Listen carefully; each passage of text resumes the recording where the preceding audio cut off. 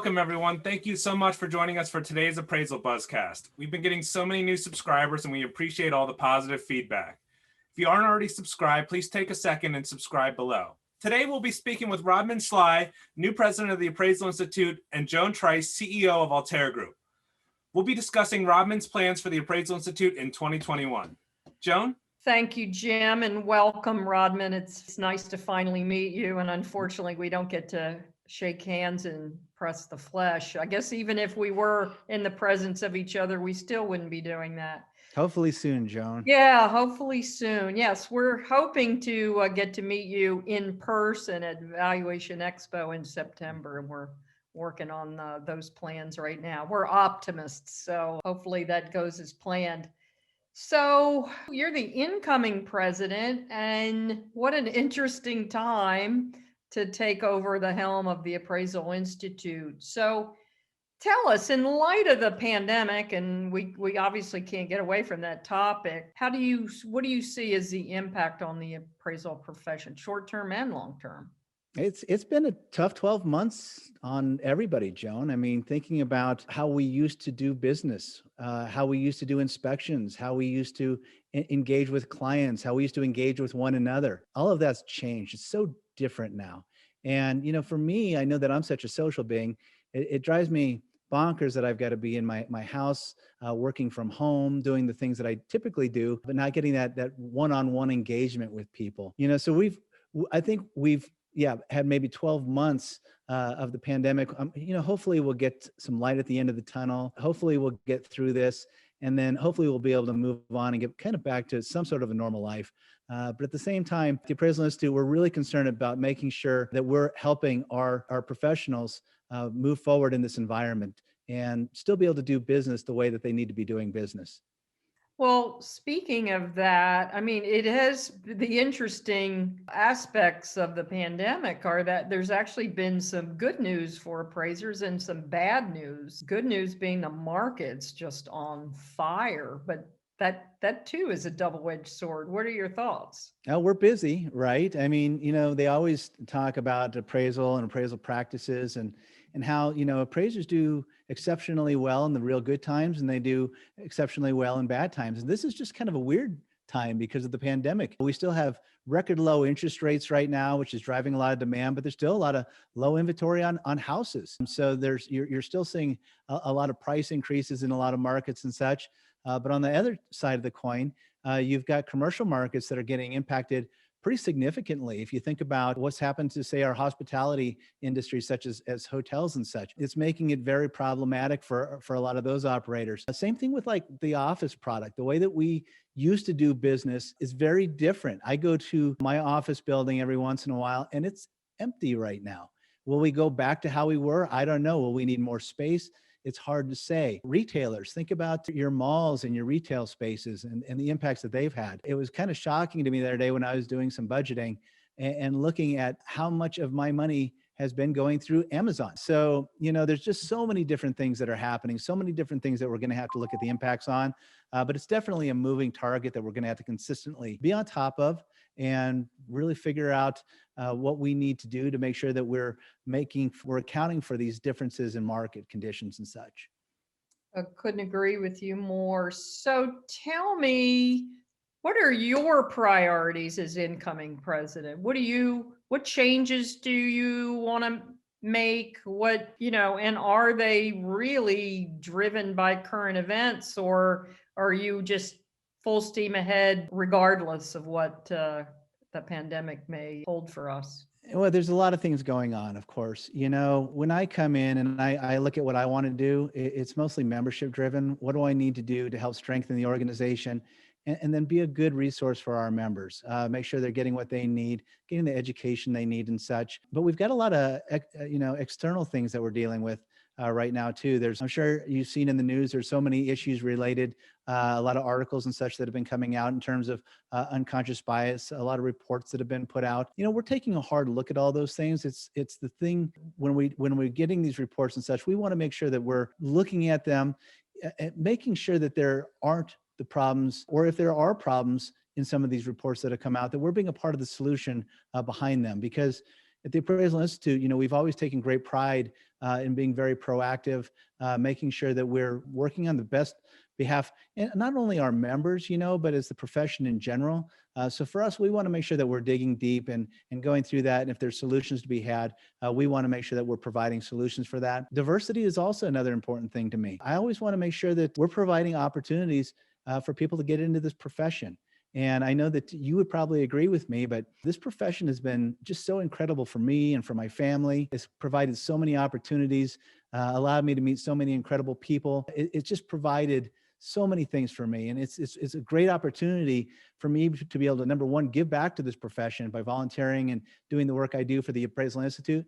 But at the same time, I really want to make sure that we're providing these opportunities for as many people as we can to bring new people into the profession. You look at the number of licensees for appraisers, and those have been declining and such. But at the same time, of course, we're getting a lot more work done. It used to take us a lot longer to get a lot of the work done that we get done now. Of course, technology, people will cuss at technology significantly, but at the same time, boy, technology has taken us so many great places, and it's done so many good things for us and for our industry. But at the end of the day, we are an aging profession, and we need to look to the future and make sure that we're bringing in highly qualified people to help us move this profession forward into the future. Excellent answer. So I want to talk about that a little bit more, but right now we're going to break back to Jim for a commercial message. Thanks, Joan. In uncertain times, you need a certain partner. You don't have to sacrifice top-notch coverage for an affordable premium. Intercorp has all the options and is sure to have just the right one to fit your specific needs. They provide the appraisal profession with competitive, best-in-class E&O coverage solutions nationwide. Having served the insurance needs of the industry for more than 25 years, Intercorp understands the risks you face every day. Whether you're an individual appraiser, appraisal firm, residential or commercial, or an AMC, visit intercorpinc.net to get a competitive quote today. Joan, back to you. Thank you, Jim. So Rodman, let's talk about that, new entrants, diversity. What do you see as the number one impediment to attracting new entrants into the appraisal profession? One of the things that we've been looking at is our membership model over at the Appraisal Institute. We want to make the Appraisal Institute a place where people feel like they can come into, they can integrate themselves into the profession. They can be around peers that can help them learn, help them expand, help them embrace this profession and feel supported. And our new membership model that we're working on right now, you'll see a little bit more of this as the year goes on, does exactly that. It casts a little bit of a wider net. It's a more inclusive type of model that we're hoping that will, increase the number of people who are coming into the profession. When I came into the profession back in 1998, I remember the first place that I went, the first place I took my education was at the Appraisal Institute. And I had an opportunity to come in. I met incredible people, very passionate about what they were doing, loved the industry, loved the organization. And it was such a great place to land. And it really showed me so many different things in terms of what I had the potential for as an appraiser. And so our new membership model, I think, will go a long way in being very appealing for that young person who's sitting there, maybe looking for that mentor, looking for a place to land, learning for a place to learn. So I'm really excited about that. And then, if you think about education opportunities too, the Appraisal Institute has always prided itself on its education. And so we always work relentlessly to make sure that people have an opportunity to be a part of our education programs. I think it's something that sets us apart on who we are as a professional. And it's something that I always like to lean into. It's something that I'm very thankful that I had very early on in my career. I couldn't agree more. My mentor was an MAI, and I started life as a commercial appraiser and went, straight up Appraisal Institute classes, and it was a great foundation for learning. No doubt about it. But now, I ended my appraisal career on the residential side of the world. So I think one of the trends, unfortunate trends, that I have seen is sort of the death of the appraisal firm, at least on the residential side, Rodman. Most everybody is a sole proprietor, and that's of course, is one of the barriers for new entrants. When they call up, Joan Trice, the appraiser, and she's a one-man show, excuse me, one-woman show. I am talking diversity here. I have a hard time balancing my existing book of business and bringing on a trainee and making it profitable because of that very lengthy mentorship. Do you think that's something that we ought to like unpeel the onion and take a look at that, and whether or not that's a meaningful process? 100%.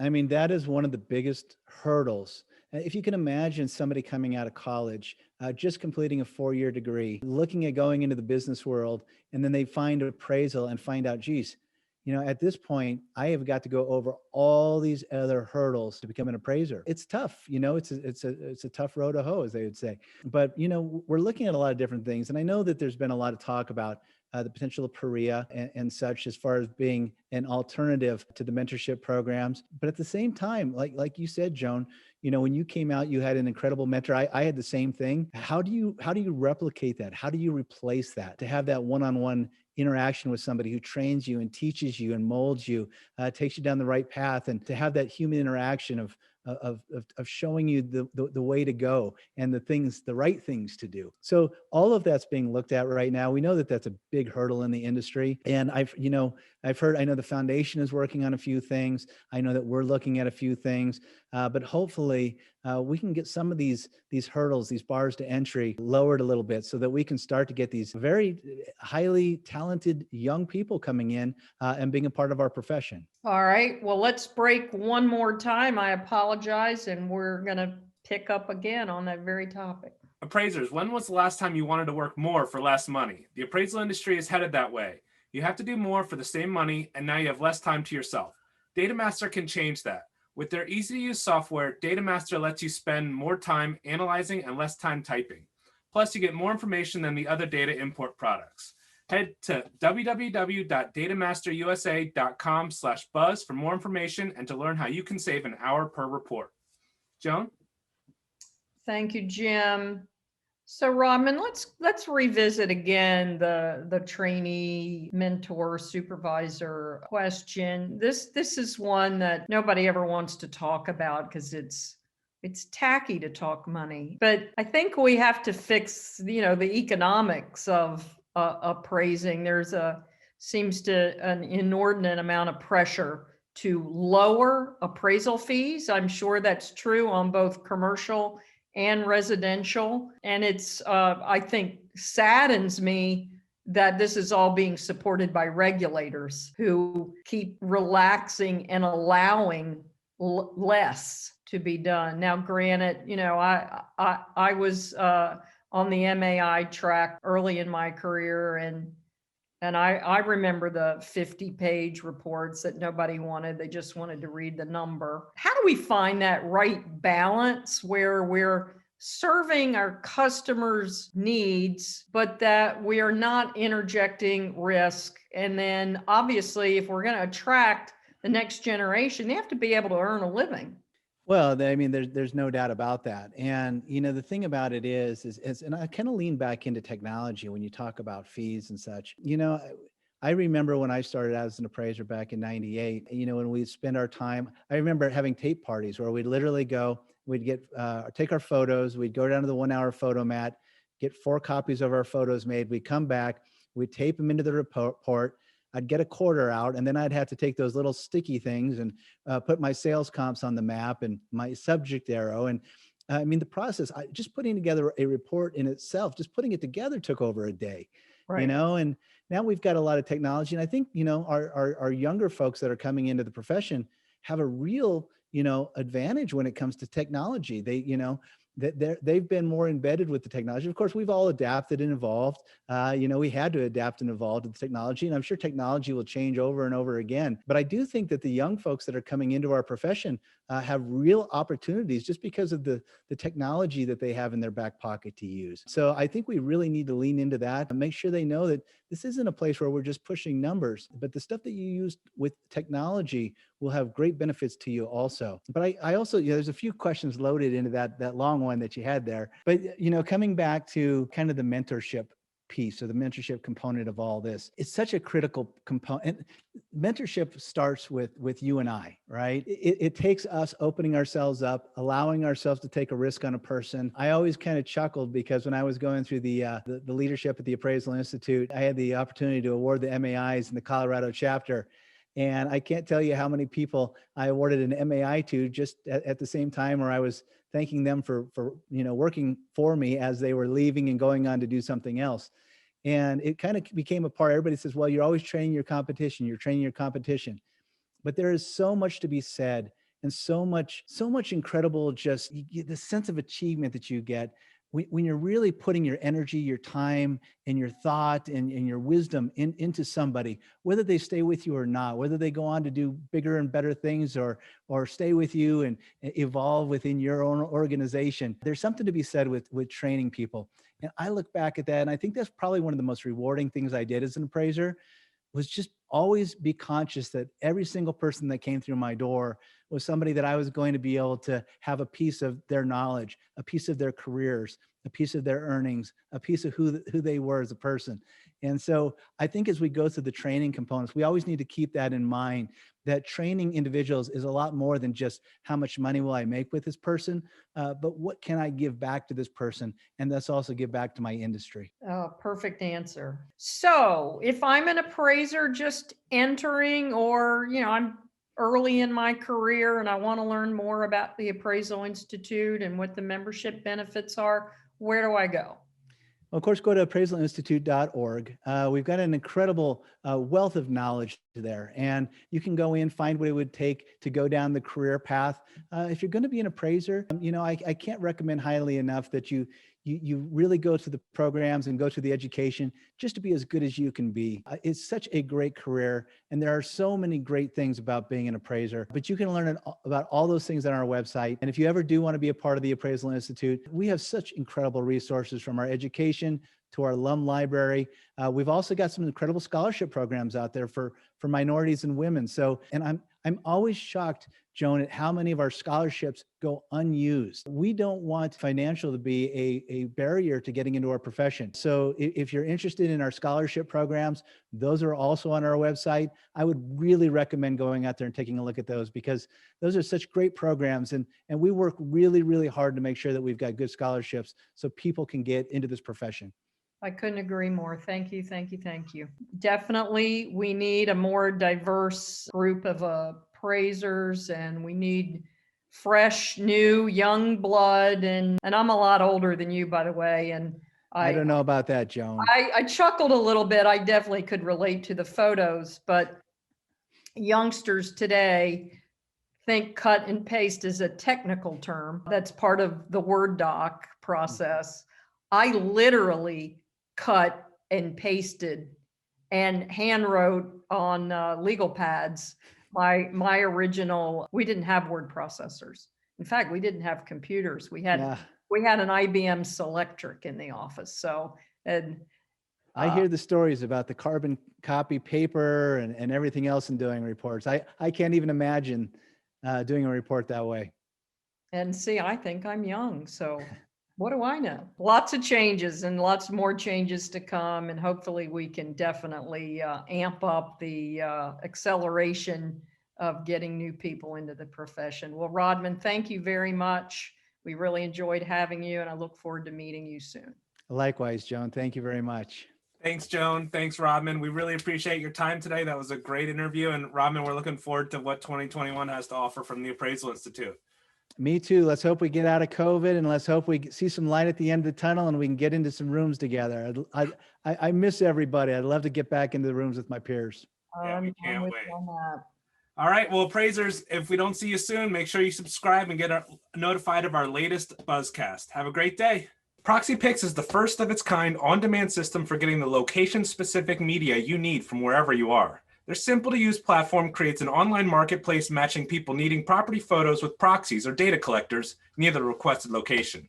Through crowdsourcing, you can get current up-to-date photos of anything on the map within hours, if not minutes. Never before has there been a quicker, simpler, or more economic way to get property photos you need. Sign up on proxypix.com or download our app available on the Apple and Google Play Store.